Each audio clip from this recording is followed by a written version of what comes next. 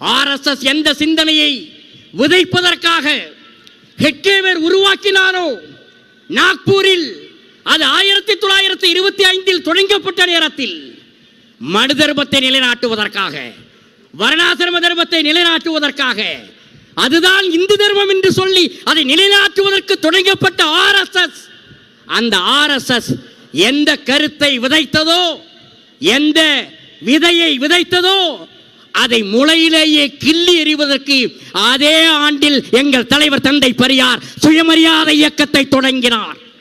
எனவேதான் தமிழ்நாடு வடமொழியை எதிர்க்கிறது. எனவேதான் தமிழ்நாடு இந்தியை எதிர்க்கிறது.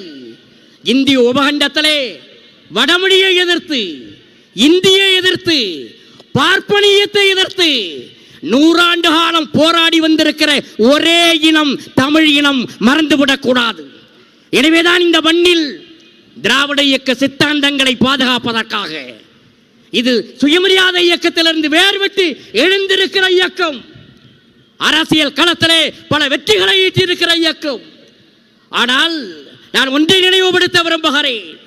இந்த இயக்கத்தை அழித்து விடலாம் என்று கங்கணம் கட்டிக் கொண்டு வந்திருக்கிற வடநாட்டு கும்பல், RSS பின்னணியிலே இருந்து இயக்கிக் கொண்டிருக்கிற பாரதிய ஜனதா கட்சி என்ன களம் அமைத்தாலும் சரி, யாரை கொண்டு வந்து நிறுத்தினாலும் சரி, தமிழ்நாடு பெரியார் பூமி என்பதை இந்த மண் நிரூபித்துக் கொண்டே இருக்கும். மறந்துவிடக் கூடாது. ஏனென்று சொன்னால், கப்பலோட்டிய தமிழன் வ.உ. சிதம்பரம் பிள்ளை அவர் சென்னையிலே ஒரு நிகழ்ச்சியிலே பேசுகிற பொழுது சொன்னார், நான் அந்த காலத்தில் இந்து பத்திரிகையினுடைய அலுவலகத்துக்கு செல்கிற பொழுது கஸ்தூரி ரங்க ஐயங்கார் அங்கே உட்கார்ந்திருப்பார். என்னை பார்த்து வாடா சிதம்பரம் என்று அழைப்பார். ஆனால் இப்பொழுதெல்லாம் நான் போனால் வாங்கோ சிதம்பரம் பிள்ளைவாள், எப்போ வந்தீர்கள் என்று மரியாதையாக அழைக்கிறார் என்றால் இது பெரியார் ஈவேரா உருவாக்கிய சுயமரியாதை இயக்கத்தாலே எனக்கு அந்த மரியாதை வந்தது என்று சொன்னவர் கப்பலோட்டிய தமிழன் வ.உ.சி. அதை போல 1927 தஞ்சைக்கு வருகிறார் மகாத்மா காந்தியடிகள்.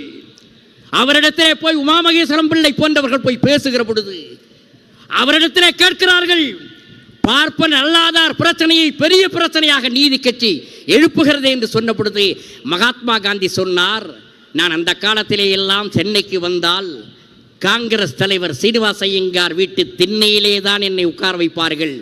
ஆனால் இப்பொழுது நானும் என்னுடைய மனைவி கஸ்தூரிபாய் இருவரும் சீனிவாச ஐயங்கார் வீட்டு சமையல் அறை வரை போகிறோம் என்று சொன்னால் பெரியார் ஈவேரா உருவாக்கிய சுயமரியாதை இயக்கம் என்று காந்தி சொன்னார் என்றால், அருமை தோழர்களே, வ.உ.சியின் தன்மரியாதையை சுயமரியாதையை காப்பாற்றிய இயக்கத்திற்கு பெயர் பெரியாரின் சுயமரியாதை இயக்கம். காந்தியின் சுயமரியாதையை காப்பாற்றிய இயக்கம் திராவிட இயக்கம். இந்த இயக்கம் இந்த மண்ணுக்காக போராடிய இயக்கம். எனவேதான் எங்கள் தலைவர் வைகோ தொலைநோக்கோடு எடுத்த பார்வை, அரசியல் களத்திலே எத்தனை இடங்கள் எத்தனை சீட்டுகள் என்பதை பற்றியெல்லாம் கவலைப்படாமல் எங்கள் தலைவர் எடுத்த முடிவு இறுதி வரையிலே அதிலே உறுதியாக இன்று வரையிலே இருக்கிறார் என்று சொன்னால், லட்சியத்துக்காக தந்தை பெரியாரும் பேரறிஞர் அண்ணாவும் எந்த லட்சியத்தை இந்த மண்ணிலே விதைத்தார்களோ அதற்கு எதிரான கூட்டத்தை கருவறுப்பதற்கு இந்துத்துவ சனாதன சக்திகளை இந்த மண்ணிலே வேரடி மண்ணோடு பெயர் தெரிவதற்கு கால் ஒன்று அனுமதிக்க முடியாது என்று சொல்லி எங்கள் தலைவர் வைகோ அவர்கள் எடுத்த முடிவிலேதான் மறுமலர்ச்சி திராவிட முன்னேற்ற கழகம் தன்னுடைய அரசியல் பயணத்தை நடத்துகிறது, தேர்தல் பயணத்தையும் நடத்துகிறது. இந்த இயக்கம் சோர்ந்து போகவில்லை, இந்த இயக்கம் அயர்ந்து போகவில்லை, இந்த இயக்கம் சலிப்படைந்து விடவில்லை. இதோ காவிரி ஆற்றங்கரையில் இருந்து கட்சித்தானே எங்கள் இளம் சிங்கமாக துரை வைகோ அந்த இளம் தலைவர் மறுமலர்ச்சி திராவிட முன்னேற்ற கழகத்தை, திராவிட முன்னேற்ற கழகம், அண்ணா திராவிட முன்னேற்ற கழகம், திராவிடர் கழகம் என்று திராவிட இயக்கத்திலே வழிமரபிலே வந்த எங்கள் இயக்கத்தின் லட்சியங்களை முன்னெடுத்து செல்வதற்கு, கொள்கைகளை முன்னெடுத்து செல்வதற்கு கொள்கை வாரிசாக என் எதிரிலே அமர்ந்திருக்கிற லட்சக்கணக்கான தொண்டர்களாலே தேர்வு செய்யப்பட்டு அரசியலுக்கு வந்தவர் தோழர் துரை வைகோ. தலைவர் வைகோ அவரை திணிக்கவில்லை, கட்சிக்காரர்கள் அவரை பிடித்து இழுத்து கொண்டு வந்து நிறுத்தினார்கள். அந்த நம்பிக்கை பொய்த்து போடவில்லை. நாளைய தமிழ்நாட்டின் அரசியல் களத்திலே துருவ நட்சத்திரமாக எங்கள் தம்பி துரை வைகோ ஜொலிக்க போகிறார். நாடு பார்க்க போகிறது. மறுமலர்ச்சி திராவிட முன்னேற்ற கழகம் எழுந்து நிற்கிறது, எழுச்சி பெற்றிருக்கிறது.